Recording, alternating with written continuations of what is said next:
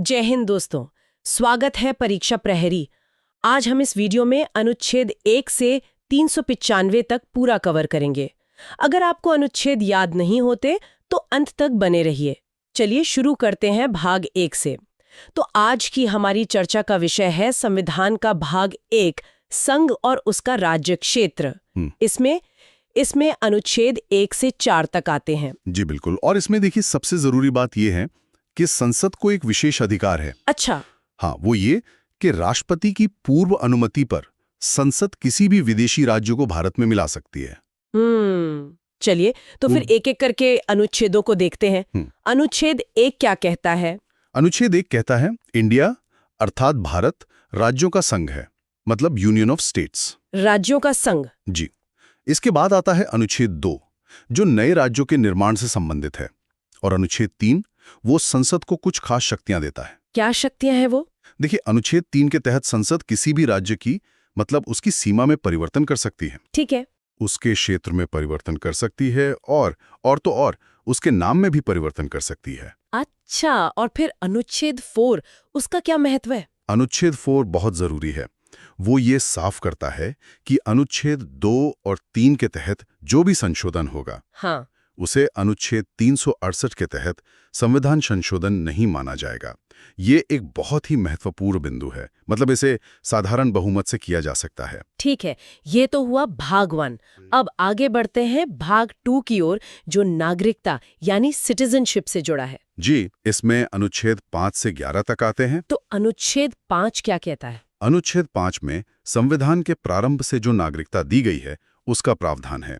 और यहाँ एक बात जानना बहुत जरूरी है। क्या? कि हमारे देश में एकहरी नागरिकता है, सिंगल सिटीजनशिप, और ये हमने ब्रिटेन से लिया है। अच्छा, इसका मतलब हम सिर्फ भारत के नागरिक हैं, किसी राज्य विशेष के नहीं, है ना? एकदम सही। अमेरिका की तरह नहीं, वहां तो दोहरी नागरिकता है।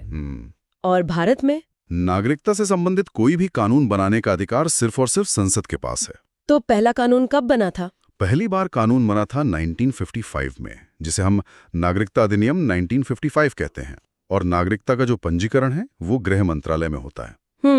अब बात करते हैं अनुच्छेद 6 की। ये परमिट रूल के बारे में, ये क्या था? हाँ, ये असल में पाकिस्तान से भारत आए लोगों की नागरिकता से जुड़ा है। ये 19 जुलाई 1948 को लागू हुआ था। अच्छा। इसके तहत मतलब ये व्यवस्था थी कि जो लोग संविधान बनने के बाद आएंगे उन्हें नागरिकता नहीं मिलेगी। एक कट ऑफ डेट थी। और अनुच्छेद 7? वो उन लोगों के लिए था जो स्वतंत्रता के बाद भारत से पाकिस्तान चले गए, लेकिन संविधान बनने से पहले लौट आए। उन्हें नागरिकता देने की बात कही गई। ठीक है। अनुच्छेद 8, 9 और 10 तो काफी सीधे लगते हैं। 8 कहता है कि विदेशी भ्रमण या नौकरी करने पर नागरिकता खत्म नहीं होगी। जी। और अनुच्छेद 9 कहता है कि अगर कोई व्यक्ति स्वेच्छा से किसी विदेशी देश की नागरिकता ले लेता है तो उसकी भारत की नागरिकता समाप्त कर दी जाएगी। मतलब एक समय पर एक ही नागरिकता। बिल्कुल। और अनुच्छेद 10 के अनुसार भारतीयों की नागरिकता तब तक बनी रहेगी जब तक कि वो कोई देश विरोधी कार्य ना करें। और आखिर में अनुच्छेद 11 फिर से उसी बात पर जोर देता है। जी, कि नागरिकता संबंधी कानून सिर्फ और सिर्फ संसद ही बनाती है, गृह मंत्रालय इसे लागू करता है। चलिए, तो अब हम संविधान के शायद सबसे महत्वपूर्ण हिस्सों में से एक पर आते हैं, भाग 3, मूल अधिकार, फंडामेंटल राइट्स। हाँ, अनुच्छेद 12 से 35 तक इन्हें भारत का मैग्ना कार्टा भी कहा जाता है। और ये अवधारणा हमने अमेरिका के संविधान से ली है। जी, और ये अधिकार वाद योग्य हैं। इसका मतलब है कि इन्हें संविधान द्वारा संरक्षण प्राप्त है। यानी अगर किसी के मौलिक अधिकारों का हनन होता है तो वो व्यक्ति अनुच्छेद 32 के तहत सीधे सुप्रीम कोर्ट और अनुच्छेद 226 के तहत हाई कोर्ट जा सकता है। ये बहुत बड़ी शक्ति है। अच्छा, मूल संविधान में तो सुना है 7 मौलिक अधिकार थे, पर अब 6 हैं। ये बदलाव कैसे हुआ? बिल्कुल। संपत्ति का अधिकार जो पहले अनुच्छेद 31 में था, उसे 44वें संविधान संशोधन 1978 के द्वारा हटा दिया गया। ओह। अब इसे अनुच्छेद 300 क भाग 12 में रखकर एक विधिक या कानूनी अधिकार बना दिया गया है। उस समय प्रधानमंत्री कौन थे? उस समय प्रधानमंत्री मोरारजी देसाई थे। चलिए अब अनुच्छेदों को क्रम से समझते हैं। अनुच्छेद 12 में क्या है? अनुच्छेद 12 में राज्यों की परिभाषा दी गई है। राज्यों की परिभाषा? मतलब कि ये मौलिक अधिकार किसके खिलाफ मिलते हैं। तो इसमें लोकसभा, राज्यसभा, विधानसभा, Vidhan Parishad, high court, supreme court, यहाँ तक कि LIC, NCERT, SSC जैसी संस्थाएं भी शामिल हैं। अच्छा, और अनुच्छेद 13? अनुच्छेद 13 बहुत ही शक्तिशाली है। ये कहता है कि कोई भी ऐसा कानून, चाहे वो पहले बना हो, अभी हो या भविष्य में बने, अगर वो मौलिक अधिकारों का उल्लंघन करता है तो उसे सुप्रीम कोर्ट द्वारा शून्य यानी कि वॉइड घोषित कर दिया जाएगा। अब आते हैं अधिकारों के पहले समूह पर, समानता का अधिकार, अनुच्छेद 14 से 18। जी, अनुच्छेद 14 में दो बातें हैं। पहली, विधि के समक्ष समानता, ये हमने ब्रिटेन से ली है। और दूसरी, विधि के समान संरक्षण, ये अमेरिका से ली गई है। दोनों में बारीक फर्क है। ठीक है।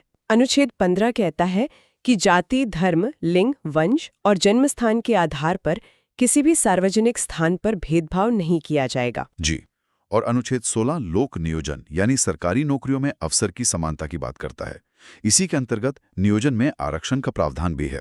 फिर आता है अनुच्छेद 17 जो अस्पृश्यता यानी छुआछूत का अंत करता है। और अनुच्छेद 18 उपाधियों का अंत करता है।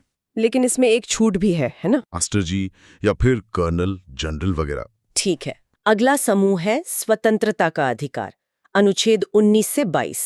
अनुच्छेद 19 तो बहुत ही व्यापक है। बहुत व्यापक है।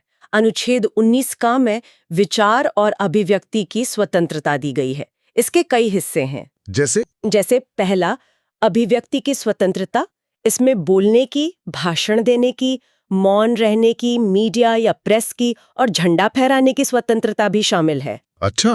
फिर है सभा करने की स्वतंत्रता, संगठन बनाने की स्वतंत्रता। देश में कहीं भी घूमने की स्वतंत्रता भी इसी में है। जी हाँ, चारों ओर घूमने की स्वतंत्रता, भारत के किसी भी क्षेत्र में बसने की स्वतंत्रता और कोई भी व्यवसाय करने की स्वतंत्रता। इसमें एक संपत्ति का अधिकार भी था शायद। हाँ, 19V में था, जो अब निरस्त हो चुका है और कानूनी अधिकार है, जैसा हमने पहले बात की। ठीक है।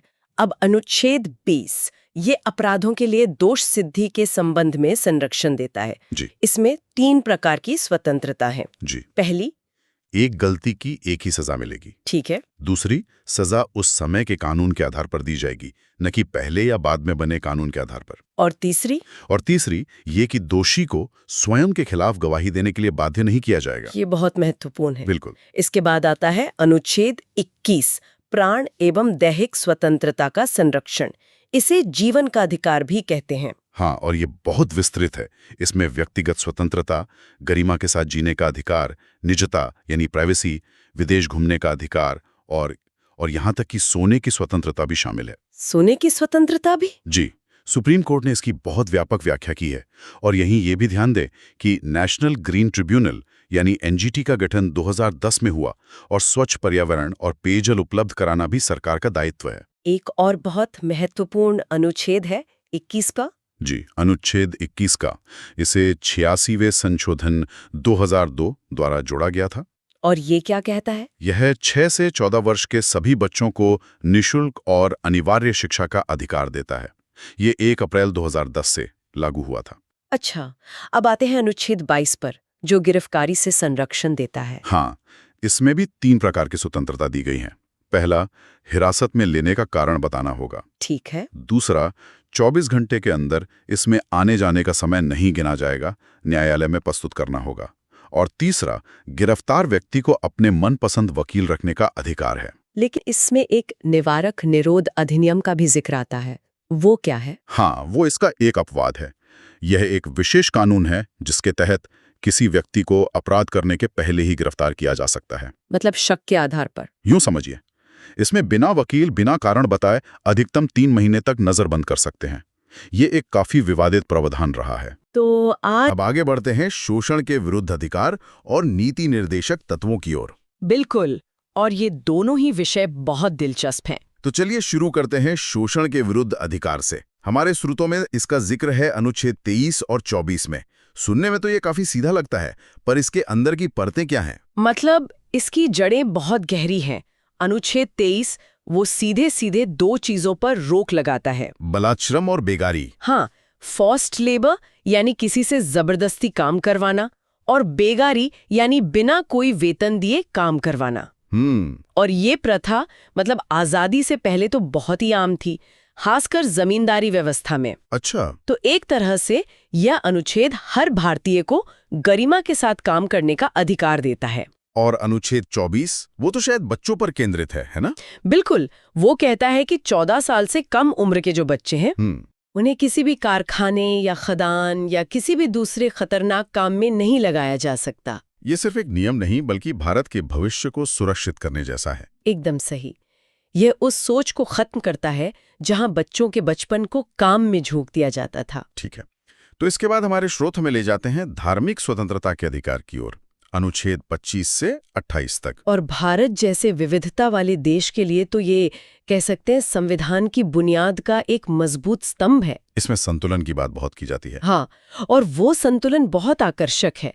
देखिए, अनुच्छेद 25 हर एक व्यक्ति को मतलब व्यक्तिगत तौर पर अपने धर्म को मानने की आजादी देता है, मानने, उस पर चलने और उसका प्रचार करने की। ये एक पर्सनल राइट है। और फिर अनुच्छेद 26। फिर आता है अनुच्छेद 26 जो धार्मिक समूहों को जैसे मंदिर, मस्जिद या मठों को सामूहिक रूप से अपने धार्मिक मामलों का प्रबंधन करने का अधिकार देता है। अच्छा, तो एक व्यक्तिगत और दूसरा सामूहिक। बिल्कुल, दोनों रखा गया है। और फिर अनुच्छेद 27 और 28 ये दोनों राज्य के धर्मनिरपेक्ष चरित्र को और पक्का करते हैं। कैसे? अनुच्छेद 27 कहता है कि धर्म के लिए जो पैसा मैनेज किया जाता है उस पर कोई टैक्स नहीं लगेगा। हाँ। और अनुच्छेद 28 साफ करता है कि सरकारी स्कूलों में कोई धार्मिक शिक्षा नहीं दी जाएगी। मतलब राज्य और धर्म के बीच एक स्पष्ट रेखा। एकदम। और इसी से जुड़ा हुआ है अल्पसंख्यकों की संस्कृति और शिक्षा का अधिकार, अनुच्छेद 29 और 30। हाँ, ये भारत की खूबसूरती को बचाने का एक कह सकते हैं संवैधानिक कवच है। अनुच्छेद 29 क्या कहता है? वो कहता है कि किसी भी अल्पसंख्यक को उसकी भाषा, लिपि या संस्कृति के आधार पर किसी शिक्षण संस्थान में प्रवेश से नहीं रोका जाएगा। और फिर अनुच्छेद 30 उन्हें अपनी पसंद का शिक्षण संस्थान स्थापित करने का अधिकार देता है। ये तो बहुत बड़ा कदम है विविधता को बनाए रखने के लिए। बिल्कुल, ये एक संदेश है कि भारत में हर संस्कृति का सम्मान है। अब आते हैं एक ऐसे अनुच्छेद पर जो किसी जमाने में काफी चर्चा में था, अनुच्छेद 31, संपत्ति का अधिकार। हाँ, जो अब एक मूल अधिकार नहीं है। यही सवाल है, ये इतना बड़ा बदलाव क्यों और कैसे हुआ? देखिए, ये कोई छोटा मोटा बदलाव नहीं था। इसके पीछे दशकों का एक तरह का संघर्ष था। संघर्ष किसके बीच? सरकार और न्यायपालिका के बीच। आजादी के बाद सरकार जमींदारी उन्मूलन और भूमि सुधार जैसे बड़े सामाजिक बदलाव लाना चाहती थी। ताकि जमीन कुछ लोगों के हाथ से निकलकर आम किसानों तक पहुंचे। बिल्कुल, लेकिन यहाँ सरकार की सामाजिक न्याय की नीति और नागरिकों के संपत्ति के मूल अधिकार के बीच सीधी टक्कर हो रही थी। मतलब सरकार जमीन लेना चाहती थी और लोग कहते थे कि ये हमारा मूल अधिकार है। एकदम सही। कई सालों तक संसद और सुप्रीम कोर्ट में इसी बात पर खींचतान चलती रही। तो फिर समाधान क्या निकला? अंत में 1978 में 44वें संशोधन के जरिए सरकार ने संपत्ति के अधिकार को मूल अधिकारों की सूची से ही हटा दिया। और उसे कहाँ रखा गया? अब ये अनुच्छेद 300 क के तहत सिर्फ एक कानूनी या कहीं विधिक अधिकार है। जिसका मतलब ये है कि सरकार कानून का पालन करके आपकी संपत्ति ले सकती है, मनमाने ढंग से नहीं। बिल्कुल। इस एक बदलाव ने भारत के समाजवादी झुकाव को एक तरह से स्पष्ट कर दिया। वाह, ये तो सिर्फ एक अनुच्छेद का हटना नहीं बल्कि एक पूरी राजनीतिक और सामाजिक कहानी है। सही बात है। अब आते हैं उस अनुच्छेद पर जिसे बाबा साहेब आम्बेडकर ने संविधान की आत्मा कहा था, अनुच्छेद 32। ऐसा क्या है इस अनुच्छेद में? ये बहुत ही महत्वपूर्ण सवाल है। इसे ऐसे समझिए, मान लीजिए आपको बहुत सारे अधिकार दे दिए गए, लेकिन अगर उन अधिकारों के उल्लंघन पर आप कहीं शिकायत ही नहीं कर सकते तो उन अधिकारों का क्या मतलब? वो तो बस कागज पर लिखी अच्छी बातें रह जाएंगी। बिल्कुल। अनुच्छेद 32 इसी समस्या का समाधान है। कैसे? ये खुद एक मूल अधिकार है जो कहता है कि अगर आपके किसी भी मूल अधिकार का हनन होता है तो आप सीधे सुप्रीम कोर्ट जा सकते हैं। अच्छा, सीधे सुप्रीम कोर्ट? हाँ, हाई कोर्ट जाने का विकल्प तो अनुच्छेद 226 के तहत है ही। ये अधिकार बाकी सभी अधिकारों को लागू करने की गारंटी देता है। और इसीलिए अंबेडकर ने इसे आत्मा कहा। हाँ, क्योंकि इसके बिना संविधान का शरीर कह सकते हैं बेजान होता। तो एक बार जल्दी से मूल अधिकारों के वर्गीकरण को दोहरा लेते हैं जैसा हमारे स्रोत की टेबल में दिया गया है। हाँ, जरूर।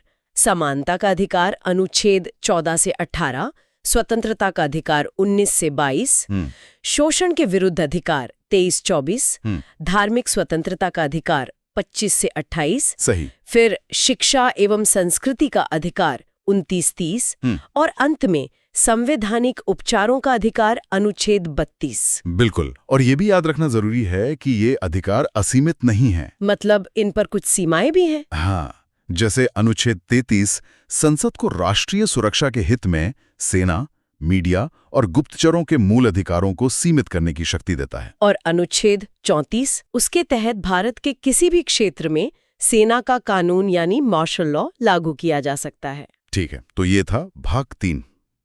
अब हम संविधान के एक बिल्कुल अलग हिस्से की तरफ बढ़ते हैं, जहां अधिकार नहीं बल्कि निर्देश हैं। सही पकड़ा। भाग 4 यानी राज्य के नीति निर्देशक तत्व, अनुच्छेद 36 से 51 तक। हाँ, जिन्हें डीपीएसपी भी कहते हैं, और ये आयरलैंड के संविधान से लिए गए हैं। और इनका उद्देश्य क्या है? इनका मुख्य उद्देश्य है भारत में सामाजिक और आर्थिक लोकतंत्र की स्थापना करना, एक लोक कल्याणकारी राज्य बनाना। लेकिन यहाँ एक महत्वपूर्ण सवाल उठता है, अगर ये सरकार के लिए निर्देश हैं और सरकार इन्हें पूरा ना करे तो क्या कोई नागरिक कोर्ट जा सकता है? यही तो सबसे दिलचस्प बात है, और इसका जवाब है नहीं। नहीं, ये वाद योग्य नहीं है। मतलब आप इन्हें लेकर कोर्ट नहीं जा सकते। अच्छा। इसी पर केटी शाह का वो प्रसिद्ध कथन है कि यह एक ऐसा चेक है जो बैंक की मर्जी पर ही भजाया जा सकता है। तो फिर इन्हें संविधान में रखने का मतलब क्या था? ये तो बस एक नैतिक मार्गदर्शन की तरह हो गए। बिल्कुल, ये एक नैतिक जिम्मेदारी है, और लोकतंत्र में हर 5 साल में जनता की अदालत तो लगती ही है ना? सही बात। अगर सरकार इन लक्ष्यों पर काम नहीं करती तो जनता उसे चुनाव में सबक सिखा सकती है। तो चलिए कुछ प्रमुख निर्देशक तत्वों को देखते हैं। अनुच्छेद 38 लोक कल्याणकारी राज्य की बात करता है। हाँ, और अनुच्छेद 39 में समान कार्य के लिए समान वेतन का सिद्धांत है। और इसी में बाद में 42वें संशोधन से अनुच्छेद 39 क जोड़ा गया। 39 का? हाँ, 39 क, जो निःशुल्क विधिक सहायता का प्रावधान करता है ताकि न्याय सबके लिए सुलभ हो। बिल्कुल। अनुच्छेद 40 तो बहुत ही प्रसिद्ध है, पंचायती राज का गठन। हाँ, ये गांधीवादी विचारधारा का प्रतीक है। और अनुच्छेद 44 भी आजकल बहुत चर्चा में है, समान सिविल संहिता, यूनिफॉर्म सिविल कोड। हाँ, काफी चर्चा में है। हमारे स्रोत बताते हैं कि ये सबसे पहले गोवा में और उसके बाद उत्तराखंड में लागू हुआ।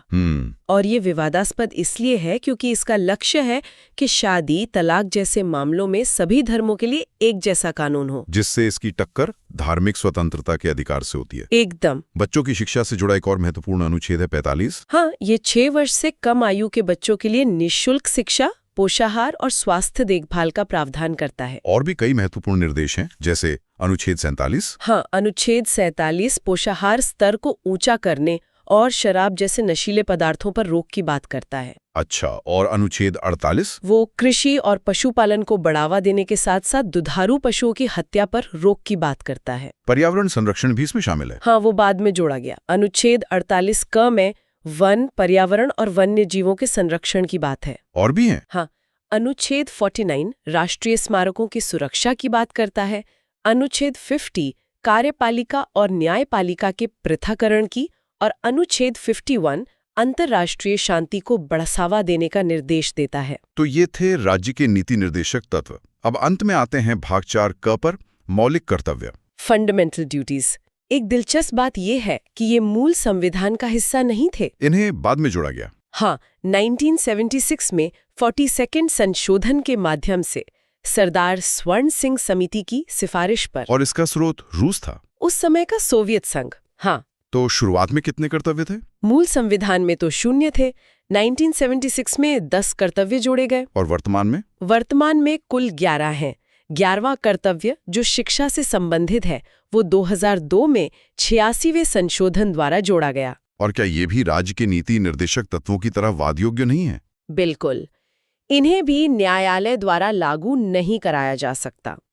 इन्हें प्रभावी बनाने के लिए 1993 में J.S. वर्मा समिति का गठन किया गया था। तो ये एक तरह से नागरिकों के लिए नैतिक दिशा निर्देश है। सही पकड़ा। तो आज की इस चर्चा में हमने मूल अधिकारों को पूरा किया, राज्य के नीति निर्देशक तत्वों को समझा और मौलिक कर्तव्यों पर भी नजर डाली। हाँ, अधिकार, निर्देश और कर्तव्य, इन तीनों के बीच का जो रिश्ता है वो हमने देखा। बहुत खूब। भाग 5 संघ संविधान का सबसे बड़ा भाग है। यहाँ हम राष्ट्रपति, उपराष्ट्रपति और संसद को ट्रिक्स के साथ देखेंगे। हाँ, और ये भाग अनुच्छेद 52 से 151 तक फैला है। काफी बड़ा है और ये हमारे देश की केंद्रीय सरकार की मतलब पूरी रूपरेखा तय करता है।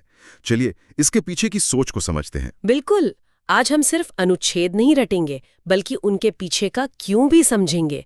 और हाँ, कुछ ऐसी ट्रिक्स देखेंगे जो प्रतियोगी परीक्षाओं की तैयारी करने वालों के लिए तो वरदान है ही, पर एक आम नागरिक को भी हमारे देश का ढांचा समझने में मदद करेंगी। एकदम सही। तो सबसे पहले आते हैं भारत के राष्ट्रपति, देश के प्रथम नागरिक। इनके पद, चुनाव और शक्तियों से जुड़े अनुच्छेदों को याद करने के लिए एक बड़ी मशहूर एक एक्रोनिम है। हाँ, एक ट्रिक है जो अनुच्छेद 52 से 61 तक को कवर करती है। ट्रिक है प का नी को का दू यो द श। ये एक्रोनिम मतलब ये संक्षिप्त नाम बहुत काम का है। चलिए इसे खोलते हैं। प से है अनुच्छेद 52, राष्ट्रपति का पद, मतलब भारत का एक राष्ट्रपति होगा जी। और का से है अनुच्छेद 53, कार्यपालिका का प्रधान। इसका मतलब है कि संघ की सारी कार्यकारी शक्ति राष्ट्रपति में निहित होगी। हाँ, लेकिन वो नाम मात्र के प्रधान हैं। असली शक्ति प्रधानमंत्री और उनकी मंत्री परिषद के पास होती है। ठीक है, इसके बाद आता है नी से अनुच्छेद 54, राष्ट्रपति का निर्वाचन। और ये एक बहुत दिलचस्प प्रक्रिया है। हाँ, इसमें कौन कौन वोट डालता है? इसमें लोकसभा, राज्यसभा और सभी राज्यों की विधानसभाओं के केवल निर्वाचित सदस्य ही वोट डालते हैं। अच्छा, तो मनोनीत सदस्य नहीं? जी नहीं, मनोनीत सदस्य यानी नॉमिनेटेड मेंबर्स इसमें हिस्सा नहीं लेते। ये सुनिश्चित करता है कि राष्ट्रपति का चुनाव सीधे तौर पर जनता के चुने हुए प्रतिनिधियों द्वारा हो। और चुनाव जीतने के लिए एक खास कोटा होता है ना? हाँ बिल्कुल, यहीं पर ट्रिक का अगला हिस्सा आता है। को से अनुच्छेद 55, निर्वाचन का कोटा। 50% + 1। सही। यह सिर्फ सबसे ज्यादा वोट पाना नहीं है, बल्कि कुल डाले गए वोटों का 50% + 1 वोट हासिल करना होता है। इससे राष्ट्रपति की वैधता और मजबूती सुनिश्चित होती है। ठीक है, तो राष्ट्रपति चुन लिए गए, अब उनका कार्यकाल। ट्रिक में अगला का इसी के लिए है, अनुच्छेद 56, कार्यकाल, जो कि 5 वर्ष का होता है। और दू से अनुच्छेद 57, जो कहता है कि कोई भी व्यक्ति दोबारा निर्वाचन के लिए पात्र है। भारत में इस पर कोई सीमा नहीं है। अमेरिका की तरह नहीं, जहां कोई 2 बार से ज्यादा राष्ट्रपति नहीं बन सकता। बिल्कुल। अब बात करते हैं योग्यता की। राष्ट्रपति बनने के लिए क्या शर्तें हैं? ये ट्रिक के यो से जुड़ा है। हाँ, यो यानी अनुच्छेद 58, योग्यता।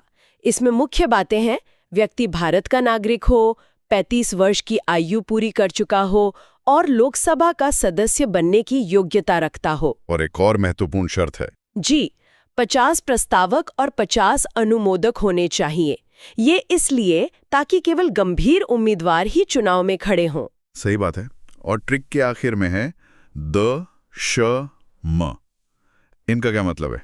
द से है अनुच्छेद 59, दशाएं या शर्तें, जैसे कि वो किसी लाभ के पद पर न हो या पागल या दिवालिया घोषित न हो। और श से अनुच्छेद 60, शपथ, जो उन्हें भारत के मुख्य न्यायाधीश यानी चीफ जस्टिस ऑफ इंडिया दिलवाते हैं। और सबसे महत्वपूर्ण म से अनुच्छेद 61, महाभियोग, इम्पीचमेंट। हाँ, इम्पीचमेंट। महाभियोग को एक बहुत जटिल प्रक्रिया कहा जाता है, ऐसा क्यों है? यह प्रक्रिया इतनी जटिल इसलिए बनाई गई है ताकि देश के सर्वोच्च पद को किसी राजनीतिक कारण से आसानी से अस्थिर न किया जा सके। राष्ट्रपति को हटाने के लिए संसद के दोनों सदनों में 2/3 जैसे भारी बहुमत की जरूरत होती है, जो हासिल करना बहुत मुश्किल है। बहुत मुश्किल। और अंत में एक और अनुच्छेद है 62, जो कहता है कि राष्ट्रपति का पद खाली होने पर 6 महीने के अंदर चुनाव कराना अनिवार्य है। तो ये तो हुई राष्ट्रपति की बात। अब आते हैं उपराष्ट्रपति पर। इनके लिए भी कोई ट्रिक है? हाँ, एक छोटी और सीधी ट्रिक है, उसरा निकास। उसरा निकास। जी, यह अनुच्छेद 63 से 69 तक के लिए है। उ से अनुच्छेद 63, उपराष्ट्रपति का पद। स से अनुच्छेद 64, जो कहता है कि उपराष्ट्रपति राज्यसभा का पदेन सभापति होगा। असल में यही उनका मुख्य काम है। और रा से? रा से है अनुच्छेद 65, इसका मतलब है कि अगर राष्ट्रपति का पद किसी कारण से खाली हो तो उपराष्ट्रपति एक कार्यवाहक राष्ट्रपति के तौर पर काम करेंगे। यहाँ मुझे एक सवाल पूछना है, उपराष्ट्रपति के चुनाव में कौन वोट देता है? क्या ये राष्ट्रपति चुनाव जैसा ही है? यह एक बहुत अच्छा सवाल है और यही एक बड़ा अंतर है। ट्रिक में नी से है अनुच्छेद 66 निर्वाचन। अच्छा। इसमें लोकसभा और राज्यसभा के सभी सदस्य यानी निर्वाचित और मनोनीत दोनों भाग लेते हैं। विधानसभा के सदस्य इसमें वोट नहीं करते। इसके पीछे कोई तर्क है? हाँ, तर्क यह है कि चूंकि उपराष्ट्रपति का मुख्य काम राज्यसभा की अध्यक्षता करना है, इसलिए केंद्रीय विधायिका के सदस्य ही उन्हें चुनते हैं। ये तो बहुत तार्किक बात हुई। ट्रिक में आगे का और सा है। का से अनुच्छेद 67 कार्यकाल जो 5 वर्ष का होता है और स से 2 अनुच्छेद जुड़े हैं। अनुच्छेद 68 जो चुनाव का सही समय तय करता है और अनुच्छेद 69 जो उनकी शपथ से जुड़ा है, जो उन्हें राष्ट्रपति दिलवाते हैं। जी। तो हमने कार्यपालिका के शीर्ष 2 पदों को समझ लिया, लेकिन ये अकेले काम नहीं करते। इन्हें सलाह कौन देता है और इनके फैसलों को लागू कौन करता है? बिल्कुल, यहीं पर प्रधानमंत्री और उनकी मंत्रिपरिषद की भूमिका आती है। लेकिन उस पर आने से पहले एक बहुत ही दिलचस्प पैटर्न देखते हैं जो हमारे संविधान की आत्मा को दिखाता है। अच्छा। अनुच्छेद 72 ये राष्ट्रपति को क्षमादान की शक्ति देता है। हाँ, ये तो हमने कई बार खबरों में सुना है। मतलब वो मौत की सजा तक को माफ कर सकते हैं। ये एक बहुत बड़ी न्यायिक शक्ति है। बिल्कुल। अब देखिए जादू। अगर हम अनुच्छेद 72 में 89 जोड़ दें तो क्या मिलेगा? 72 में 89। 72 प्लस 89 बराबर 161। 161। अनुच्छेद 161 में ठीक यही क्षमादान की शक्ति राज्य के राज्यपाल को दी गई है। अरे वाह, तो ये पैटर्न एक तरह का संवैधानिक खाका है। मतलब एक बार केंद्र का स्ट्रक्चर समझ लिया तो राज्य का अपने आप साफ हो जाता है। आपने बिल्कुल सही पकड़ा। ये सिर्फ एक ट्रिक नहीं बल्कि संविधान बनाने वालों की सोच है। जी, वे केंद्र और राज्य में एक जैसी सुसंगत शासन प्रणाली चाहते थे। ये हमारे संघीय ढांचे की नींव है, जिसे हम इस बातचीत में बार बार देखेंगे। जैसे अनुच्छेद 74 कहता है कि राष्ट्रपति को सलाह देने के लिए एक मंत्रिपरिषद होगी जिसके मुखिया प्राइम मिनिस्टर होंगे। अब आप अंदाजा लगाइए। ठीक है, तो अनुच्छेद 74 अगर मैं इसमें 89 जोड़ूं, 74 प्लस 89 बराबर 163। तो अनुच्छेद 163 में राज्यों के लिए ऐसा ही कुछ होगा। एकदम सही। अनुच्छेद 163 में राज्यपाल को सलाह देने के लिए राज्य की मंत्रिपरिषद का प्रावधान है। यही पैटर्न अनुच्छेद 75 पर भी लागू होता है। मंत्रियों की नियुक्ति से जुड़ा। हाँ। 75 प्लस 89 बराबर 164 जो राज्यपाल द्वारा राज्य के मंत्रियों की नियुक्ति की बात करता है। कमाल है। इसी कड़ी में एक और महत्वपूर्ण पद आता है महान्यायवादी यानी अटॉर्नी जनरल का। हाँ, अनुच्छेद 76 ये देश के सबसे बड़े कानून अधिकारी होते हैं जो सरकार को कानूनी मामलों पर सलाह देते हैं। इनकी नियुक्ति राष्ट्रपति करते हैं। जी, और ये राष्ट्रपति के प्रसाद पर्यंत ही अपने पद पर रहते हैं। मतलब इनका कोई निश्चित कार्यकाल नहीं होता। मैंने सुना है कि इनके पास एक अनोखी शक्ति होती है। वो संसद का हिस्सा न होते हुए भी वहां की कार्यवाही में भाग ले सकते हैं। ये बात अनुच्छेद 88 में कही गई है। ये थोड़ा अजीब है ना? अजीब लगता है, लेकिन इसका उद्देश्य ये है कि जब भी संसद में किसी कानूनी या तकनीकी बिल पर चर्चा हो तो सरकार का पक्ष रखने के लिए देश का सबसे बड़ा कानूनी दिमाग वहां मौजूद हो। मतलब वे बोल सकते हैं, बहस में हिस्सा ले सकते हैं। जी, लेकिन वोट नहीं कर सकते क्योंकि वे जनता के चुने हुए प्रतिनिधि नहीं हैं। और मैं शर्त लगा सकता हूं कि यहां भी प्लस 89 वाला पैटर्न काम करता होगा। आपकी शर्त आप जीत गए। 76 प्लस 89 बराबर 165। 165। अनुच्छेद 165 में राज्य के महाधिवक्ता यानी एडवोकेट जनरल का प्रावधान है। वही भूमिका, वही शक्तियां, बस राज्य के स्तर पर। तो अब तक हमने कार्यपालिका को समझा, अब आते हैं विधायिका पर, यानी हमारी संसद, जहां देश के कानून बनते हैं। संसद के लिए भी एक बहुत सरल और प्रसिद्ध ट्रिक है, सरला। सरला? हाँ, ये अनुच्छेद 79, 80 और 81 के लिए है। स से अनुच्छेद 79 संसद जो राष्ट्रपति, राज्यसभा और लोकसभा से मिलकर बनती है। रे से राज्यसभा। अनुच्छेद 80 राज्यसभा, हमारा उच्च सदन। और ला से अनुच्छेद 81 लोकसभा यानी निम्न सदन। और मुझे लगता है कि केंद्र और राज्य की समानता वाला पैटर्न यहां भी लागू होता होगा। बिल्कुल। आप कोशिश कीजिए, अनुच्छेद 79 में 89 जोड़कर देखिए। ठीक है, 79 + 89 बराबर 168। ये राज्य के विधानमंडल का अनुच्छेद होगा। सही। और अनुच्छेद 80 यानी राज्यसभा में 89 जोड़ें तो 80 + 89 बराबर 169। ये विधान परिषद के बारे में होगा शायद। बहुत बढ़िया। और आखिरी अनुच्छेद 81 लोकसभा में 89 जोड़ने पर मिलता है 81 + 89 बराबर 170, जो विधानसभा की गठन की बात करता है। जी, ये पैटर्न कितना सुंदर और तार्किक है। तो संसद बन गई। अब ये काम कैसे करती है? सत्तर कौन बुलाता है? ये शक्ति अनुच्छेद 85 के तहत राष्ट्रपति के पास है। वही संसद का सत्र बुलाते हैं, सत्रावसान करते हैं और प्रधानमंत्री की सलाह पर लोकसभा को भंग भी कर सकते हैं। लेकिन सदन की कार्यवाही शुरू करने के लिए एक न्यूनतम उपस्थिति जरूरी है। हाँ, जिसे कोरम कहते हैं। कोरम, सही। अनुच्छेद 100 में गणपूर्ति या कोरम का जिक्र है। ये वैसा ही है जैसे किसी क्लास को शुरू करने के लिए कम से कम कुछ छात्रों का होना जरूरी है, ताकि कुछ गिने चुने सदस्य ही मिलकर देश के लिए कोई बड़ा फैसला ना ले लें। बिल्कुल। ये संख्या कुल सदस्यों का 110 होती है। मतलब लोकसभा के लिए लगभग 55 और राज्यसभा के लिए 25 सदस्य। ठीक है, तो संसद का सत्र शुरू हो गया, कोरम भी पूरा है। अब कानून कैसे बनता है? मान लीजिए किसी बिल पर लोकसभा और राज्यसभा में सहमति नहीं बन पा रही, तब क्या होता है? ऐसी स्थिति के लिए संविधान में एक रास्ता है। अनुच्छेद 108 संयुक्त अधिवेशन, जॉइंट सेशन। जी, राष्ट्रपति दोनों सदनों की एक साथ बैठक बुलाते हैं, जिसकी अध्यक्षता लोकसभा के स्पीकर करते हैं। क्योंकि लोकसभा में सदस्य संख्या ज्यादा है, तो आमतौर पर फैसला उसी के पक्ष में जाता है। सही। और मैंने धन विधेयक यानी मनी बिल के बारे में भी सुना है, जिसे लेकर राज्यसभा की शक्तियां बहुत सीमित हैं। हाँ, अनुच्छेद 110 धन विधेयक को परिभाषित करता है। ये सरकार के खर्चों और टैक्स से जुड़ा होता है। इसे केवल लोकसभा में ही पेश किया जा सकता है। और राज्यसभा इसे सिर्फ 14 दिनों तक रोक सकती है। पास हो जाता है तो वो राष्ट्रपति के पास जाता है। उनके पास क्या विकल्प होते हैं? अनुच्छेद 111 राष्ट्रपति को किसी विधेयक पर अनुमति देने की शक्ति देता है, जिसे हम वीटो पावर भी कहते हैं। वे बिल को मंजूरी दे सकते हैं, उसे रोक सकते हैं या फिर पुनर्विचार के लिए संसद को वापस भेज सकते हैं। और यहाँ भी हमारा +89 का नियम काम करता है। 111 + 89 बराबर 200। अनुच्छेद 200 राज्यपाल को राज्य के विधेयकों पर अनुमति देने की शक्ति देता है। अब बात करते हैं बजट की। मजेदार बात यह है कि हमारे संविधान में बजट शब्द है ही नहीं। यह सच है। अनुच्छेद 112 में इसे वार्षिक वित्तीय विवरण या एनुअल फाइनेंशियल स्टेटमेंट कहा गया है।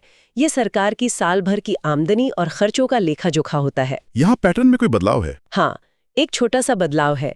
राज्य के बजट के लिए हम 89 की जगह 90 जोड़ते हैं। अच्छा। 112 + 90 बराबर 202, जो राज्य के बजट का प्रावधान करता है। और इस पूरी चर्चा के अंत में एक बहुत शक्तिशाली अनुच्छेद आता है, 123, राष्ट्रपति की अध्यादेश जारी करने की शक्ति।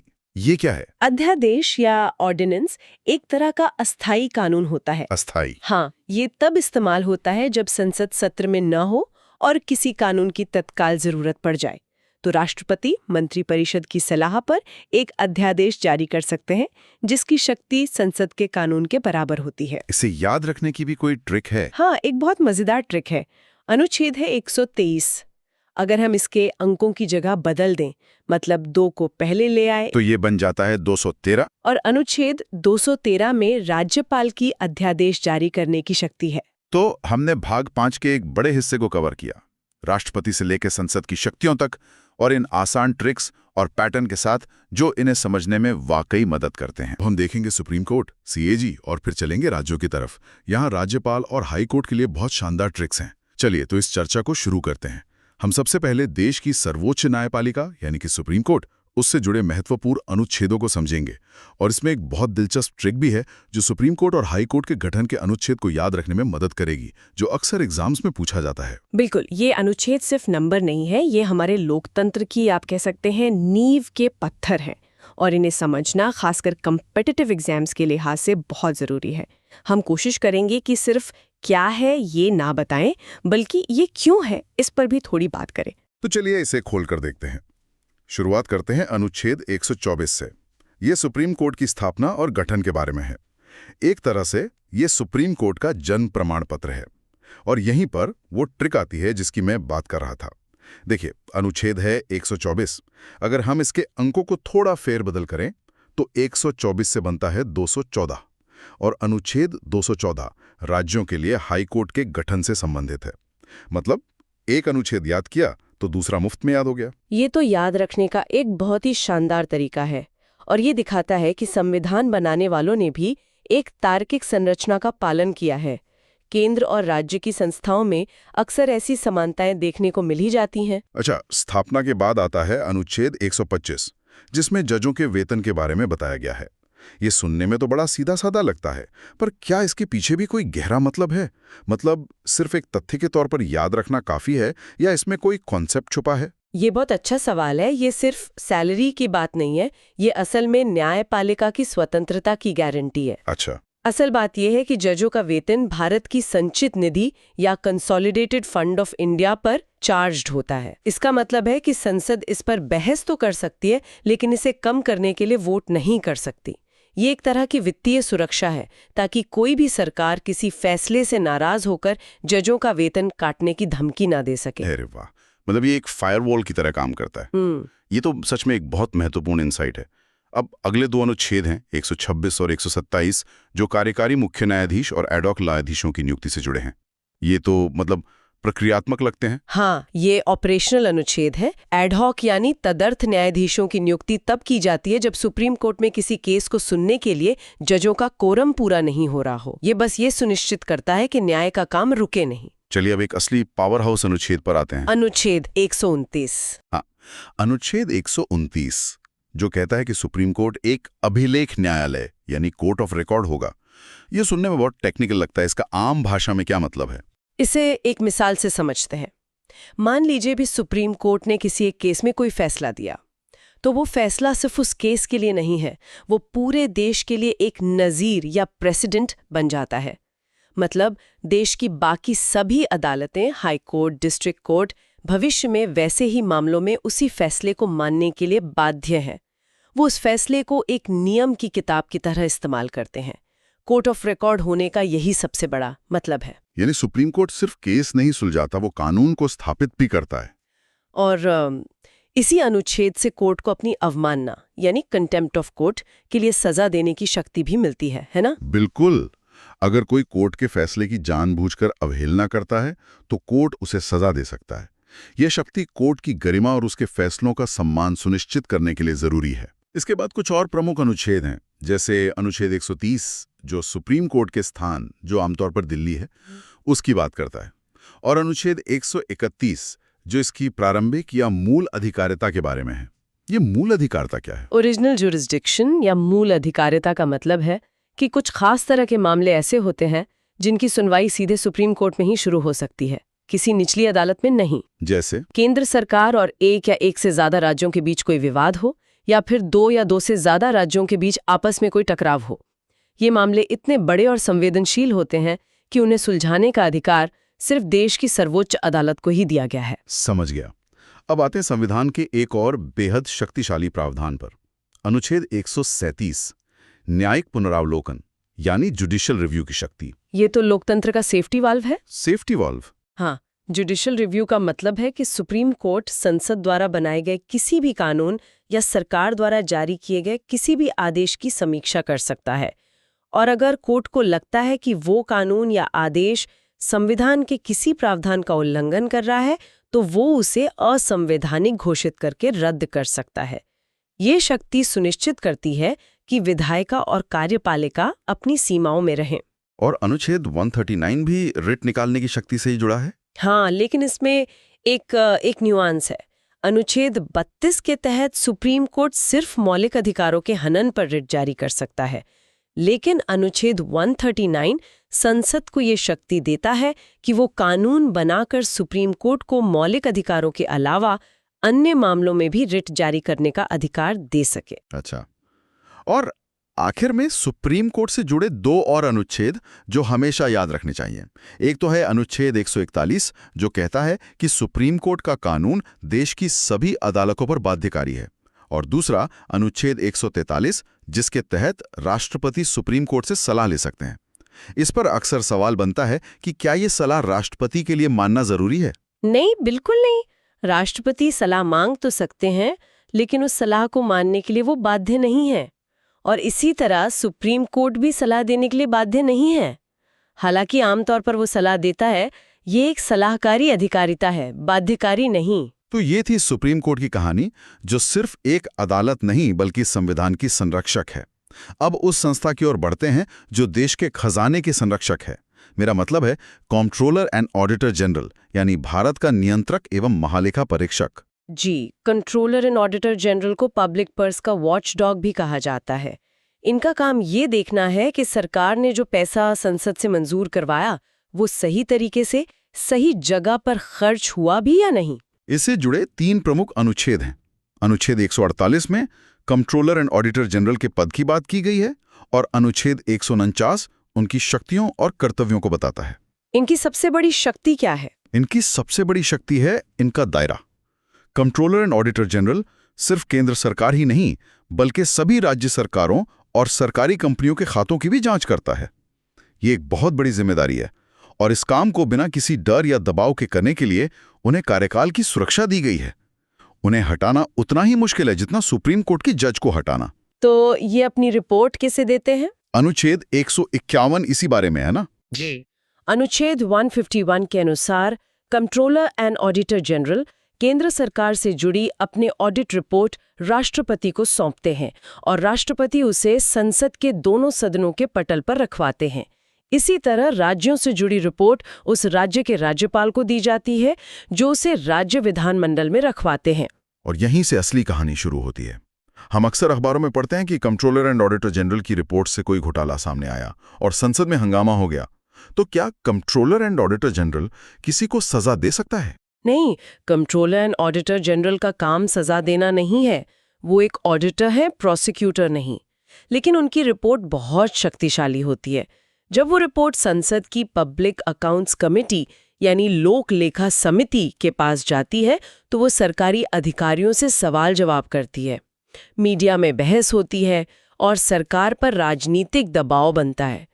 तो कंट्रोलर एंड ऑडिटर जनरल की असली ताकत उनकी रिपोर्ट की प्रामाणिकता और उसके द्वारा पैदा की जाने वाली जवाबदेही में है। बहुत बढ़िया। तो केंद्र की इन 2 बड़ी संस्थाओं के बाद अब हम संविधान के भाग 6 में प्रवेश करते हैं, जो राज्यों से संबंधित है। यह अनुच्छेद 152 से 237 तक फैला है। अनुच्छेद 152 में राज्य की परिभाषा दी गई है। और अब आता है वो हिस्सा जहां एक शानदार ट्रिक हमारा काम आसान कर देगी। ये राज्यपाल से संबंधित अनुच्छेदों के लिए है, 153 से 159 तक। ये ट्रिक कॉम्पिटिटिव एग्जाम की तैयारी करने वालों के बीच बहुत लोकप्रिय है। ट्रिक है रकानिका यस। मैं इसे बहुत धीरे और स्पष्ट रूप से बोलता हूं, रा का नी का य स। चलिए अब इस कोड को डिकोड करते हैं। अनुच्छेद 153 में रा से है राज्यपाल का पद। अनुच्छेद 154 में का से है कार्यपालिका शक्ति। इसका मतलब है कि राज्य की सारी एग्जीक्यूटिव पावर राज्यपाल में निहित होगी। बिल्कुल, लेकिन यहाँ एक लेकिन है। राज्यपाल राज्य का नाम मात्र यानी नॉमिनल हेड होता है। वास्तविक शक्तियां तो मुख्यमंत्री की अध्यक्षता वाली मंत्री परिषद के पास होती हैं, ठीक वैसे ही जैसे केंद्र में राष्ट्रपति और प्रधानमंत्री के बीच होता है। 56 में अगले का से है कार्यकाल, जो टेक्निकली राष्ट्रपति के प्रसाद पर्यंत यानी प्लेजर ऑफ द प्रेसिडेंट होता है। फिर अनुच्छेद 157 में य से है योग्यता, और अनुच्छेद 158 में स से है सेवा की शर्तें। ये ट्रिक तो बिल्कुल सटीक बैठती है। और इस क्रम के ठीक बाद आता है अनुच्छेद 159, जो शपथ या ओथ से संबंधित है। राज्यपाल को शपथ उस राज्य के हाई कोर्ट के मुख्य न्यायाधीश दिलाते हैं। तो रकानी का यस और उसके ठीक बाद शपथ, ये पूरा क्रम याद रखने में बहुत मदद करता है। बिल्कुल। अब राज्यपाल से जुड़े कुछ और महत्वपूर्ण अनुच्छेद देखते हैं। अनुच्छेद 161 में राज्यपाल की क्षमादान शक्ति है। ये राष्ट्रपति की क्षमादान शक्ति से कैसे अलग है? मुख्य अंतर यह है कि राज्यपाल मृत्युदंड यानी डेथ सेंटेंस को पूरी तरह माफ नहीं कर सकता। वो उसे सस्पेंड या कम्यूट कर सकता है, लेकिन पार्डन नहीं कर सकता। ये शक्ति सिर्फ राष्ट्रपति के पास है।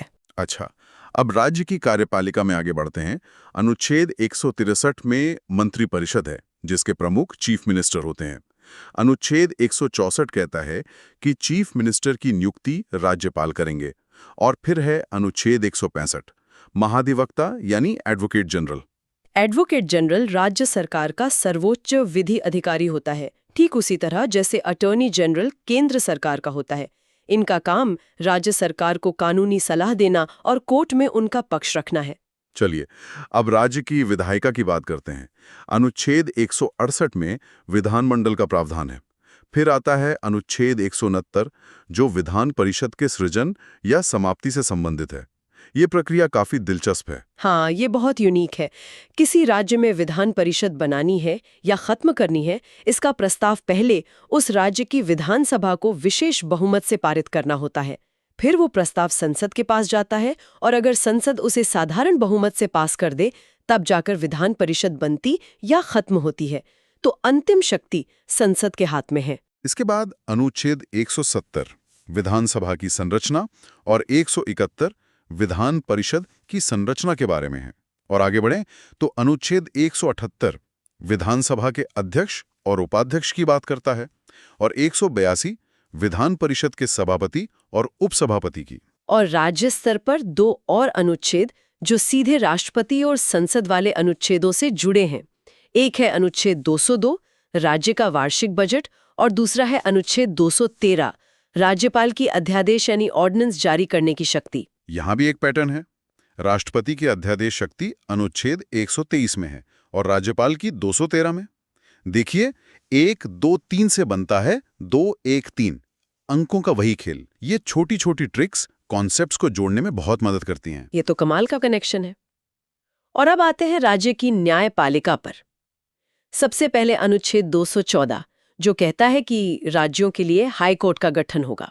याद है हमारी पहली ट्रिक 124 से 214। जी बिल्कुल। फिर आता है अनुच्छेद 226 जिसके तहत हाई कोर्ट रिट जारी कर सकता है। ये नागरिकों के मौलिक अधिकारों की रक्षा के लिए एक बहुत शक्तिशाली उपकरण है। और अंत में अनुच्छेद 233 जो जिला कोर्ट यानी डिस्ट्रिक्ट कोर्ट की स्थापना से संबंधित है। यहाँ एक बात अक्सर पूछी जाती है कि सुप्रीम कोर्ट यानी अनुच्छेद 32 और हाई कोर्ट अनुच्छेद 226 इनकी रिट शक्तियों में क्या फर्क है? तो बात यह है कि मौलिक अधिकारों के मामले में दोनों रिट जारी कर सकते हैं, लेकिन हाई कोर्ट का रिट क्षेत्राधिकार कुछ मामलों में सुप्रीम कोर्ट से भी व्यापक है। वो मौलिक अधिकारों के अलावा अन्य कानूनी अधिकारों अदर लीगल राइट्स के हनन पर भी रिट जारी कर सकता है। तो शुरू करते हैं भाग 7 से, जो एक तरह की ऐतिहासिक पहेली है। यह अब संविधान का हिस्सा ही नहीं है। सही कहा। भाग 7 जिसमें सिर्फ एक अनुच्छेद था 238, उसे 1956 में 7वें संविधान संशोधन के जरिए हटा दिया गया। देखिए, आज़ादी के बाद भारत में राज्यों की अलग अलग श्रेणियां थीं। लिस्ट ए में वो राज्य थे जो सीधे ब्रिटिश गवर्नर के अधीन थे, फिर रियासतें थीं और इसी तरह के दूसरे वर्गीकरण थे। अच्छा। तो 1956 के राज्य पुनर्गठन कानून ने इन सब को खत्म करके एक जैसे राज्य और केंद्र शासित प्रदेश बना दिए। इसलिए इस पुराने वर्गीकरण वाले भाग 7 की जरूरत ही नहीं रही।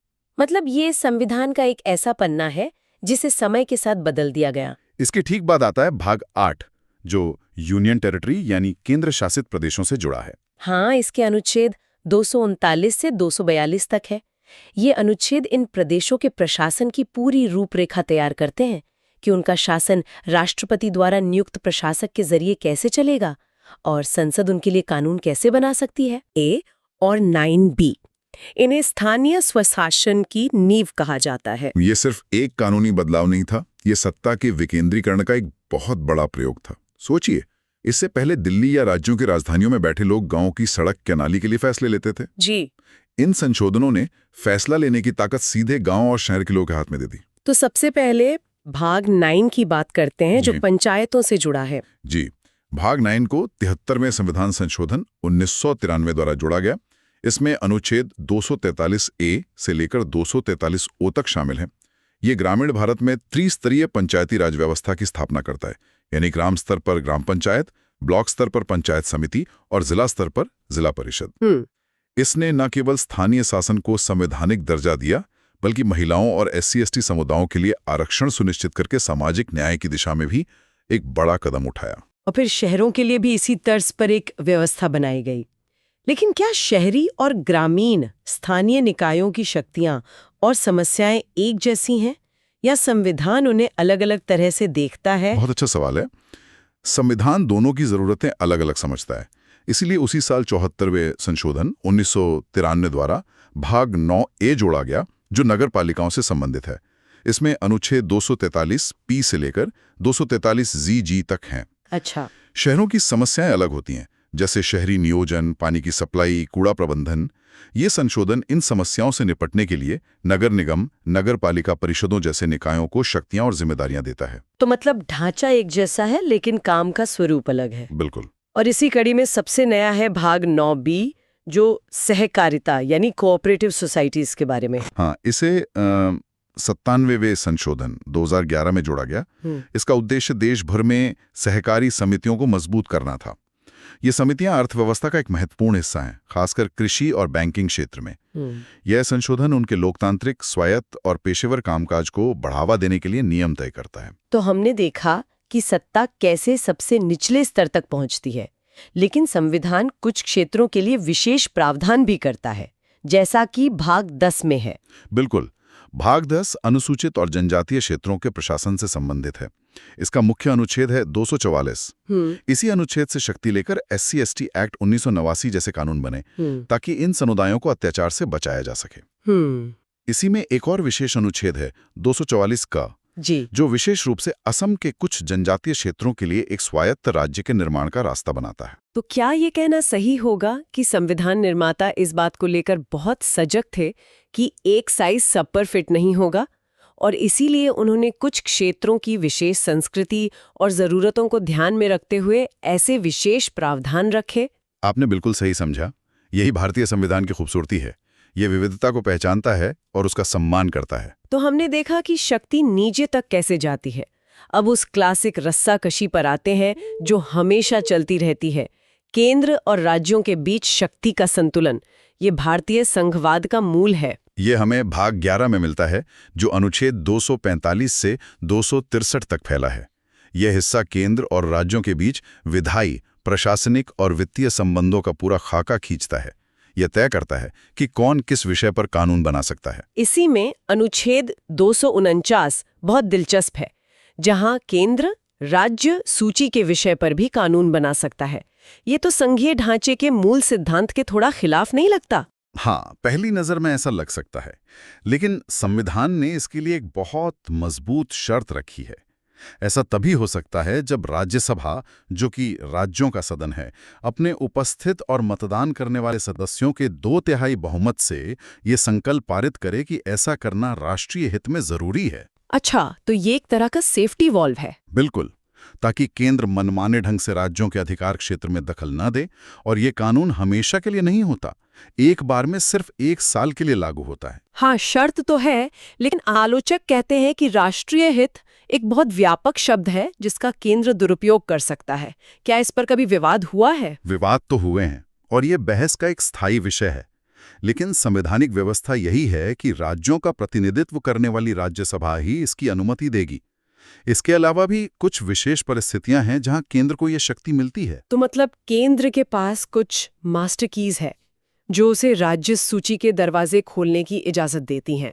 वाह, क्या बढ़िया तरीका है इसे समझाने का। बिल्कुल, ये मास्टर कीज हैं। पहली, अनुच्छेद 250, जो राष्ट्रीय आपातकाल के दौरान संसद को राज्य सूची के किसी भी विषय पर कानून बनाने की शक्ति देता है। ओके। दूसरी, अनुच्छेद 252, जब 2 या 2 से अधिक राज्य खुद संसद से ऐसा करने का अनुरोध करें। और तीसरी, अनुच्छेद 253, किसी अंतर्राष्ट्रीय संधि या समझौते को लागू करने के लिए। और इस तीसरे मामले में तो राज्यों की अनुमति की भी जरूरत नहीं होती। जी नहीं, बिल्कुल जरूरत नहीं होती। ये तो शक्तियों के बंटवारे की बात हुई, लेकिन जब राज्यों के बीच ही विवाद हो जाए, जैसे नदी जल को लेकर, जो कि एक बहुत ही संवेदनशील मुद्दा है, तो संविधान क्या रास्ता दिखाता है?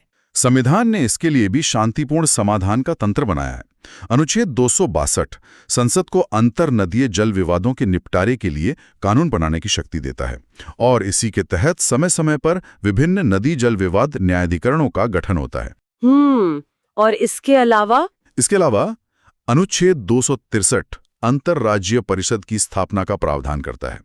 ये एक मंच है जहां राज्य और केंद्र मिलकर आपसी विवादों को सुलझा सकते हैं और बेहतर समन्वय बना सकते हैं। तो ये तो हुई पैसे और कानून की बात, लेकिन इन कानूनों को लागू करने और प्रशासन को चलाने के लिए संसाधन भी तो चाहिए।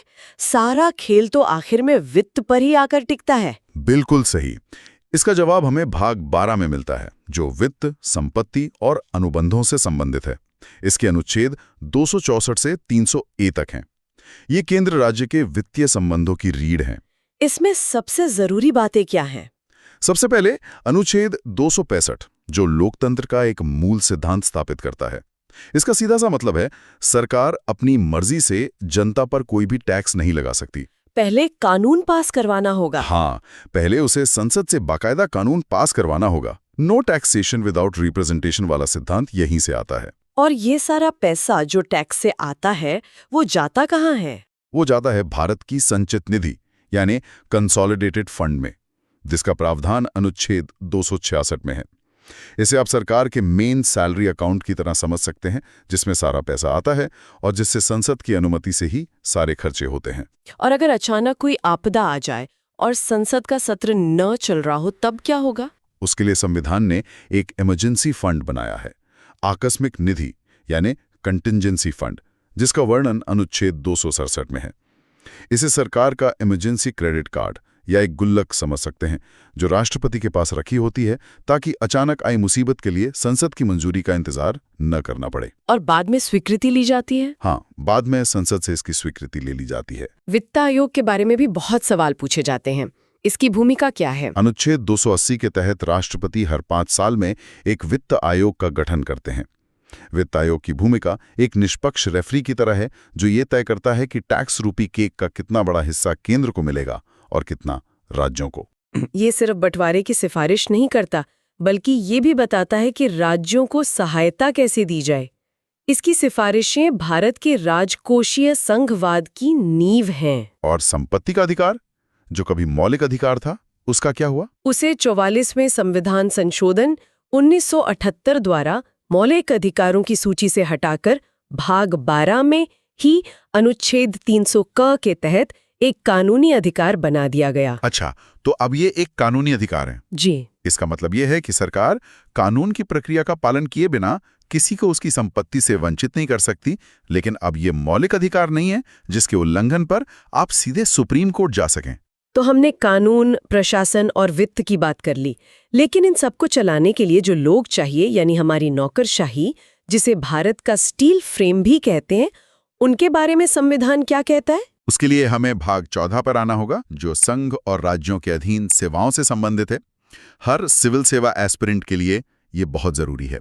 इसमें अनुच्छेद 312 अखिल भारतीय सेवाओं यानी all India services, IAS, IPS और IFS की बात करता है। और इसमें एक दिलचस्प बात है ना? हाँ, दिलचस्प बात यह है कि कोई नई अखिल भारतीय सेवा बनाने का अधिकार भी केवल राज्यसभा के पास है, ताकि राज्यों की सहमति सुनिश्चित हो सके।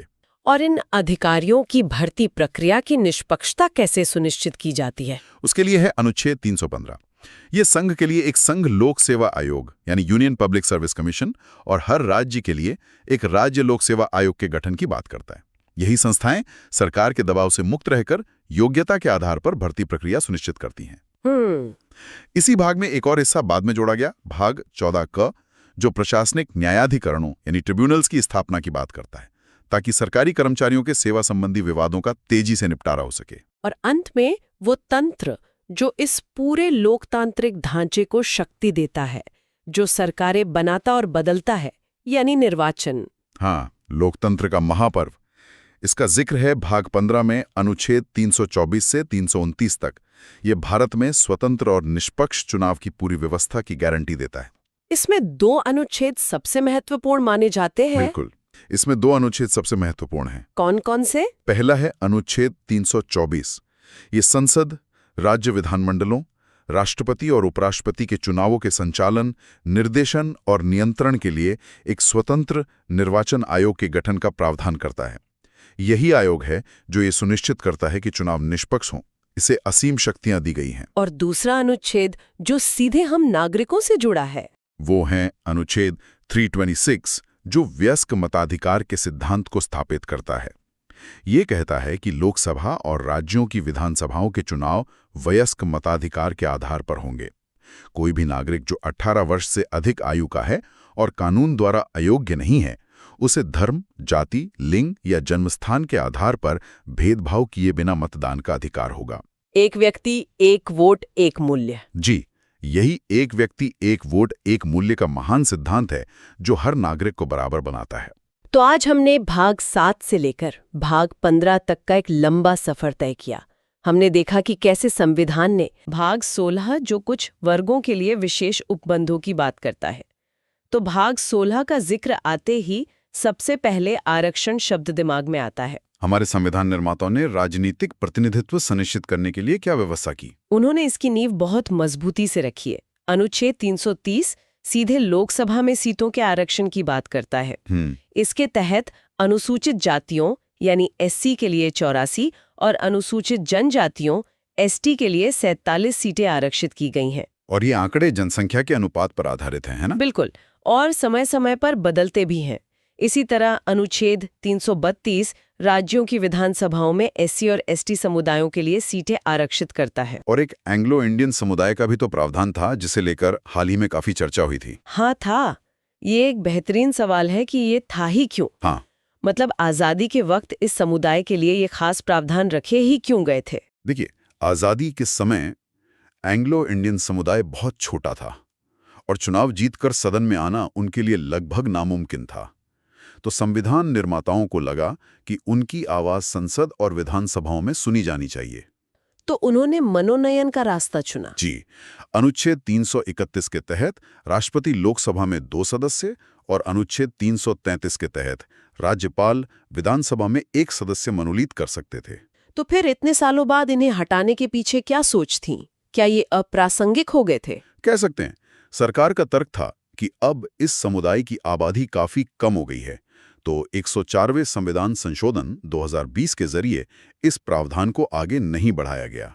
अच्छा, तो ये 104वां संशोधन था। हाँ, और इसी संशोधन ने एक और महत्वपूर्ण काम किया।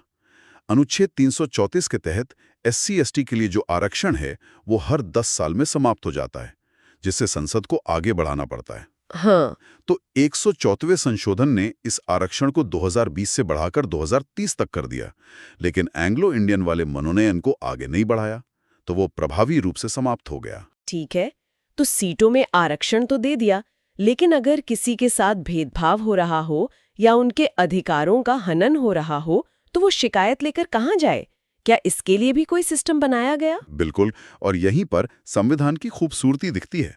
उसने सिर्फ अधिकार नहीं दिए, बल्कि उन अधिकारों की रक्षा के लिए संस्थाएं भी बनाईं। अच्छा, यहाँ एक पैटर्न देखिए। अनुच्छेद 338 के तहत पहले अनुसूचित जाति और जनजाति के लिए एक ही राष्ट्रीय आयोग हुआ करता था। एक ही? हाँ, एक ही। लेकिन बाद में ये महसूस किया गया कि दोनों समुदायों के मुद्दे और जरूरतें अलग-अलग हैं, तो इसमें बदलाव किया गया। तो इन्हें अलग-अलग कर दिया गया? जी हाँ, संविधान में संशोधन करके इसे बांटा गया। आज की स्थिति यह है कि अनुच्छेद 338 राष्ट्रीय अनुसूचित जाति आयोग मतलब SC कमीशन की बात करता है। ठीक है। फिर अनुच्छेद 338 का राष्ट्रीय अनुसूचित जनजाति आयोग यानी ST कमीशन का प्रावधान करता है। और OBC के लिए भी है ना? हाँ, फिर 2018 में एक और संशोधन के जरिए अनुच्छेद 338 ख जोड़कर राष्ट्रीय अन्य पिछड़ा वर्ग आयोग मतलब अदर बैकवर्ड क्लास कमीशन को भी संवैधानिक दर्जा दे दिया गया। एक मिनट, यहाँ एक और पिछड़ा वर्ग आयोग का भी तो जिक्र आता है अनुच्छेद 340 में। इन दोनों में क्या फर्क है? ये एक बहुत बारीक लेकिन महत्वपूर्ण अंतर है और यहाँ से सवाल बनते हैं।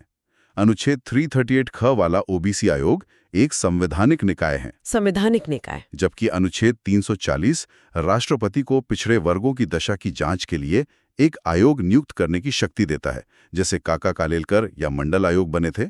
ये आयोग वैधानिक निकाय होते हैं। संवैधानिक और वैधानिक, आमतौर पर लोग इन शब्दों को एक दूसरे की जगह इस्तेमाल कर लेते हैं। इसका असल मतलब क्या है? और ये फर्क बहुत बड़ा है। संवैधानिक का मतलब है कि उस संस्था की नींव खुद संविधान में है। उसे हटाना या उसकी शक्तियों को कम करना लगभग नामुमकिन है, क्योंकि उसके लिए संविधान संशोधन करना पड़ेगा। अच्छा। जबकि वैधानिक का मतलब है कि उसे संसद ने एक साधारण कानून बनाकर बनाया है, जिसे बदलना या खत्म करना तुलनात्मक रूप से बहुत आसान होता है। समझ गए। और इनकी सिफारिशें भी बाध्यकारी नहीं होती? बिल्कुल। अनुच्छेद 340 के तहत बने आयोग की सिफारिशें सरकार पर बाध्यकारी नहीं होती, वो सिर्फ सलाहकारी होती हैं। ठीक है। तो भाग 16 का अंत कैसे होता है? किसी जाति को एससी या एसटी की सूची में डालने या निकालने का अंतिम अधिकार किसके पास है? ये अधिकार सिर्फ और सिर्फ भारत के राष्ट्रपति के पास है। अनुच्छेद 341 राष्ट्रपति को किसी भी जाति को अनुसूचित जाति घोषित करने की शक्ति देता है और अनुच्छेद 342 यही शक्ति अनुसूचित जनजाति के संदर्भ में देता है। तो समाज के कुछ वर्गों को राजनीतिक प्रतिनिधित्व और संस्थागत सुरक्षा देने के बाद संविधान निर्माताओं के सामने अगली बड़ी चुनौती क्या थी? अगली चुनौती थी संवाद की। इतने बड़े विविध देश में जहां हजारों बोलियां और भाषाएं हैं, वहां सरकार काम किस भाषा में करेगी? देश को जोड़ने वाली भाषा कौन सी होगी? हाँ, ये तो बहुत बड़ा सवाल रहा होगा। और यहीं से शुरू होता है भाग 17, यानी राजभाषा पर चली लंबी और भावनात्मक बहस का नतीजा। और इस बहस का नतीजा क्या निकला? हिंदी को लेकर अक्सर ये भ्रम रहता है कि यह हमारी राष्ट्रभाषा है। संविधान इस पर क्या कहता है? संविधान इस पर बिल्कुल स्पष्ट है। अनुच्छेद 343 कहता है, संघ की राजभाषा हिंदी और लिपि देवनागरी होगी। राजभाषा, राष्ट्रभाषा नहीं। यही ध्यान देने वाला शब्द है। राजभाषा यानी ऑफिशियल लैंग्वेज, राष्ट्रभाषा यानी नेशनल लैंग्वेज नहीं। हमारे देश की कोई एक राष्ट्रभाषा नहीं है। अच्छा। हिंदी को राजभाषा का दर्जा संविधान सभा ने 14 सितंबर 1949 को दिया था। इसीलिए हम हर साल 14 सितंबर को राष्ट्रीय हिंदी दिवस मनाते हैं। और एक विश्व हिंदी दिवस भी तो होता है, जिसको लेकर अक्सर लोग कंफ्यूज हो जाते हैं। सही पकड़ा। विश्व हिंदी दिवस 10 जनवरी को मनाया जाता है। इसका संबंध पहले विश्व हिंदी सम्मेलन से है, जो 10 जनवरी 1975 को नागपुर में हुआ था। तो राष्ट्रीय हिंदी दिवस 14 सितंबर और विश्व हिंदी दिवस 10 जनवरी। बिल्कुल। तो क्या संविधान ने सिर्फ केंद्र की भाषा तय की या राज्यों के लिए भी कोई व्यवस्था है? और उन लोगों का क्या जिनकी भाषा हिंदी नहीं है? संविधान ने इस विविधता का पूरा सम्मान किया। अनुच्छेद 345 राज्यों को अपनी एक या एक से अधिक राजभाषा चुनने का अधिकार देता है। इसीलिए आप देखती हैं कि पंजाब में पंजाबी, तमिलनाडु में तमिल और पश्चिम बंगाल में बंगाली आधिकारिक कामकाज की भाषा है। इससे भी आगे जाकर अनुच्छेद 350 क एक बहुत ही प्रगतिशील बात कहता है। ये कहता है कि भाषाई अल्पसंख्यकों को प्राथमिक स्तर पर शिक्षा उनकी अपनी मातृभाषा में देने का पूरा प्रयास किया जाना चाहिए। ये तो सच में बहुत गहरी सोच है। और हिंदी के विकास के लिए भी कोई निर्देश है? हाँ, अनुच्छेद 351 केंद्र सरकार को ये जिम्मेदारी देता है कि वो हिंदी भाषा के विकास और प्रसार के लिए काम करे। साथ ही अनुच्छेद 344 में एक राजभाषा आयोग के गठन का भी प्रावधान है। तो सामाजिक और भाषाई चुनौतियों से निपटने के बाद अब हम एक बहुत ही गंभीर विषय पर आते हैं। तब क्या हो जब देश पर ही कोई संकट आ जाए, युद्ध, विद्रोह या कोई आर्थिक तबाही? बिल्कुल। अब हम बात कर रहे हैं भाग 18 की, यानी आपातकालीन प्रावधानों की। ये वो सेफ्टी वॉल्व है जो संविधान निर्माताओं ने देश को असाधारण परिस्थितियों से बचाने के लिए बनाया था। और इसकी प्रेरणा जर्मनी के संविधान से ली गई है ना? जी हाँ, जर्मनी के वाइमर संविधान से। इसमें 3 तरह के आपातकाल की चर्चा है। कौन कौन से हैं ये 3? पहला और सबसे गंभीर है अनुच्छेद 352 के तहत राष्ट्रीय आपातकाल। ये तब लगता है जब युद्ध, बाहरी आक्रमण या सशस्त्र विद्रोह से देश की सुरक्षा को खतरा हो। ये अब तक 3 बार लगा है। हाँ, अब तक देश में 3 बार लगाया गया है। 1962 में चीन युद्ध के समय, 1971 में पाकिस्तान युद्ध के समय और 1975 में। 1975 वाला आपातकाल तो आंतरिक अशांति के आधार पर लगा था, जो काफी विवादास्पद था। एकदम सही। और उसी विवाद के कारण बाद में 44वें संविधान संशोधन के जरिए आंतरिक अशांति जैसे अस्पष्ट शब्द को हटाकर उसकी जगह सशस्त्र विद्रोह यानी आर्म्ड रिबेलियन शब्द डाल दिया गया, ताकि इसका दुरुपयोग ना हो सके। बिल्कुल। और दूसरा आपातकाल? दूसरा है अनुच्छेद 356, जिसे हम आम भाषा में राष्ट्रपति शासन कहते हैं। ये तब लगाया जाता है जब किसी राज्य का संवैधानिक तंत्र विफल हो जाए। इसे राजकीय आपात भी कहते हैं। लेकिन राष्ट्रपति शासन का तो बहुत ज्यादा राजनीतिक दुरुपयोग होने के भी आरोप लगते रहे हैं। हाँ, लगते रहे हैं, जबकि संविधान निर्माताओं ने इसे एक डेड लेटर यानी मृत पत्र की तरह देखा था, जिसका इस्तेमाल शायद ही कभी हो। लेकिन हकीकत में इसका बहुत इस्तेमाल हुआ है।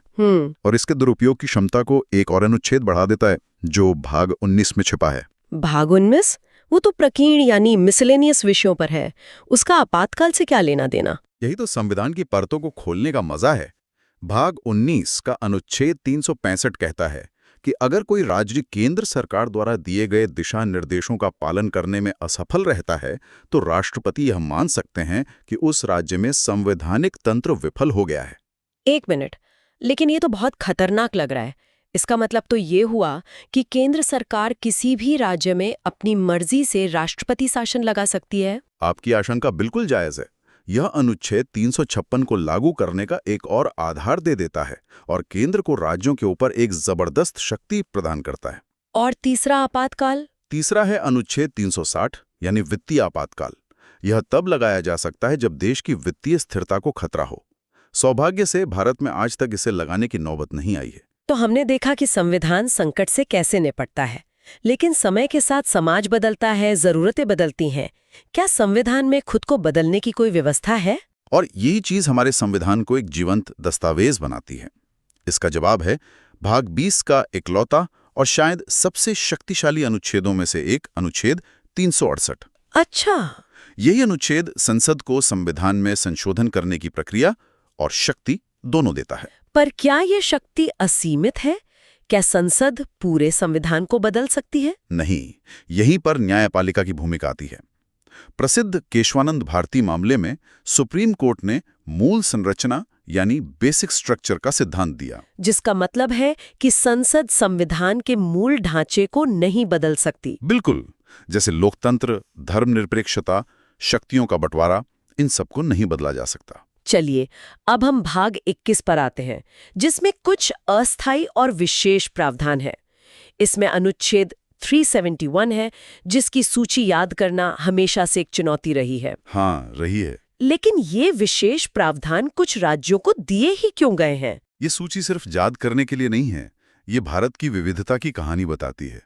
हर राज्य की अपनी खास ऐतिहासिक, सांस्कृतिक या भौगोलिक वजह थी।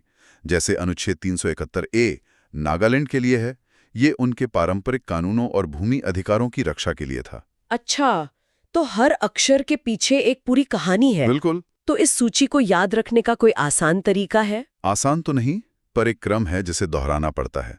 इसे ऐसे देख सकते हैं। बताइए। बिना किसी अक्षर के अनुच्छेद 371 महाराष्ट्र और गुजरात के विकास बोर्डों की बात करता है। ठीक है, महाराष्ट्र, गुजरात। फिर अक्षर शुरू होते हैं।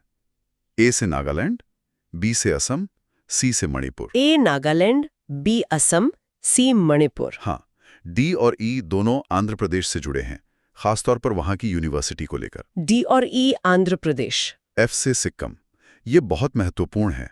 जी से मिजोरम, एच से अरुणाचल प्रदेश, आई से गोवा और अंत में जे से कर्नाटक। वाह, ये क्रम तो याद रखना पड़ेगा। हाँ, मैंने तो इसे एक कहानी बनाकर याद किया था, पर वो थोड़ी लंबी हो जाएगी। तो अब हम संविधान के बिल्कुल अंत में आ गए हैं। भाग 22। इस महान दस्तावेज का समापन कैसे होता है? इसका समापन भाषणों से नहीं, बल्कि कुछ अंतिम औपचारिकताओं से होता है जो दस्तावेज को पूरा करती हैं। अनुच्छेद 393 इस दस्तावेज का संक्षिप्त नाम बताता है, भारत का संविधान, द कॉन्स्टिट्यूशन ऑफ इंडिया। जी। और इसके लागू होने की तारीख? वो अनुच्छेद 394 में बताई गई है, 26 जनवरी 1950। ठीक है। हालांकि ये जानना दिलचस्प है कि नागरिकता, चुनाव जैसे कुछ जरूरी अनुच्छेद 26 नवंबर 1949 को ही लागू कर दिए गए थे। मजे की बात है, हमारा संविधान मूल रूप से तो सिर्फ अंग्रेजी में लिखा गया था। इसके हिंदी संस्करण का क्या हुआ? बहुत अच्छा पॉइंट है। सालों बाद 1987 में 58 संशोधन के जरिए अनुच्छेद 394 क जोड़ा गया, जो संविधान के हिंदी में प्राधिकृत पाठ यानी ऑथराइज्ड टेक्स्ट का प्रावधान करता है। मतलब अपने ही देश के संविधान का आधिकारिक हिंदी रूप आने में 37 साल लग गए। हाँ, कह सकते हैं। तो जैसे ही ये नया संविधान लागू हुआ, जो पुराने कानून थे जो ब्रिटिश काल से चले आ रहे थे, उनका क्या हुआ? उसके लिए है हमारा अंतिम अनुच्छेद 395। ये एक तरह से पुराने युग का अंत और नए युग की शुरुआत की घोषणा करता है। अच्छा। ये स्पष्ट करता है कि भारत के संविधान के लागू होते ही भारत सरकार अधिनियम 1935 और भारतीय स्वतंत्रता अधिनियम 1947 जैसे सभी पुराने अधिनियम रद्द हो गए, रिपील हो गए, और इसी के साथ भारत पूरी तरह से एक नए संप्रभु, गणतांत्रिक और संवैधानिक युग में प्रवेश कर गया। बिल्कुल। तो अनुच्छेद 1 से लेकर 395 तक इन सभी अनुच्छेदों के साथ हमने भारतीय संविधान की अपनी यात्रा पूरी की। ये एक शानदार सफर था, जिसमें हमने संविधान की हर बारीकी को समझने की कोशिश की। बिल्कुल। हमने देखा कि कैसे हमारा संविधान सिर्फ नियमों की किताब नहीं, बल्कि एक राष्ट्र के सपनों, आकांक्षाओं और चुनौतियों का प्रतिबिंब है। तो इस पूरी यात्रा के अंत में हमारे श्रोताओं के लिए आज का विचारणीय प्रश्न क्या है? आज जब हमने अनुच्छेद 368 यानी संविधान संशोधन की प्रक्रिया को देखा, तो ये एक गहरा प्रश्न उठाता है। संविधान की मूल संरचना की अवधारणा जिससे न्यायालय ने विकसित किया है, क्या वो संसद की संशोधन की शक्ति पर एक जरूरी नियंत्रण है ताकि संविधान की आत्मा बची है, या फिर ये जनता द्वारा चुनी हुई विधायिका के अधिकार क्षेत्र में एक न्यायिक अतिक्रमण है? इस पर सोचिएगा।